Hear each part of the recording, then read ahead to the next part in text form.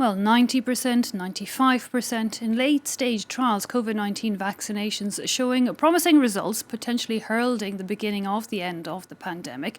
That is, of course, if they get the final approval and if people get those jabs. Two of the proposed shots use groundbreaking genetic research. Another has taken a more traditional route in vaccination terms. Questions, of course, as to just who will have access to them and how many of us need to get them before the world will be given the all clear. To give us her perspective on what might cause people to hesitate, we're joined now by Samantha Vanderslott, a social sciences researcher at Oxford University. Mr. Vanderslott, thanks so much for your time. You study social sciences, so looking at our attitudes and decisions when it comes to vaccinations. Of course, we're all looking at the COVID-19 one now, long awaited, and yet, according to surveys, a lot of people are reluctant to get one.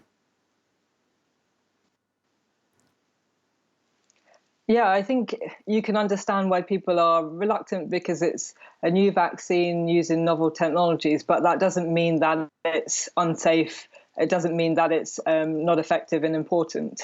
And the vaccines will have to go through the same checks and balances that you would have to go through for any new vaccine that is introduced to the population. Is that the only issue people have when taking vaccinations, is notably their own safety? And, does that fear change depending on gender or depending on where people live?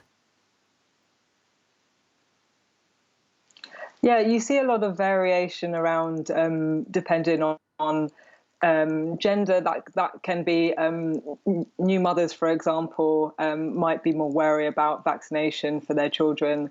So in the last round of polls we've seen for COVID-19 vaccines, actually men are slightly more reluctant than women to accept vaccination with COVID-19 vaccines, but that's only a slight difference. Different countries are showing different confidence levels. So France, rather worryingly, only half of the people polled in a survey by Ipsos Mori said that they would agree to take a COVID-19 vaccine, and that's fallen from almost 60%. So it does show that in some countries people are more worried about these vaccines. There's a very high level of support in South Asian countries, perhaps because there's a lot of confidence in the public there in how their governments have handled the coronavirus crisis. What do you make of those surveys, that suggest that France perhaps more sceptical or more reluctant to take this vaccine than others? Well, with these surveys, they're only an indication of what people might actually do. And they might be showing that people have concerns and fears and worries, but it doesn't mean that they're going to behave based on those early indications. So we've still got a little bit of time also before the vaccines are rolled out. They haven't been approved yet by the regulatory authorities, and that time should be really spent explaining the process that's gone into developing vaccines, gone into approving vaccines to make sure that they are safe, and that interaction with the public has started in many countries already, but you will see communication and engagement campaigns being ramped up in the lead up to new vaccines being introduced. Indeed, because these vaccinations, we've waited a long time for them on the one hand, and yet on the other hand, they seem to have come very quickly in relation to normal vaccine development. How long does it take people in general to trust medication? So it depends what kind of medication. The challenge that we face with vaccination is that it's given to normally healthy people.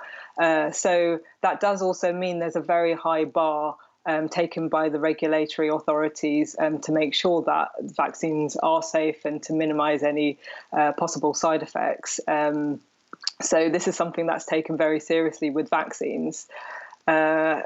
We do see that people trust vaccines that have been around for a longer period of time.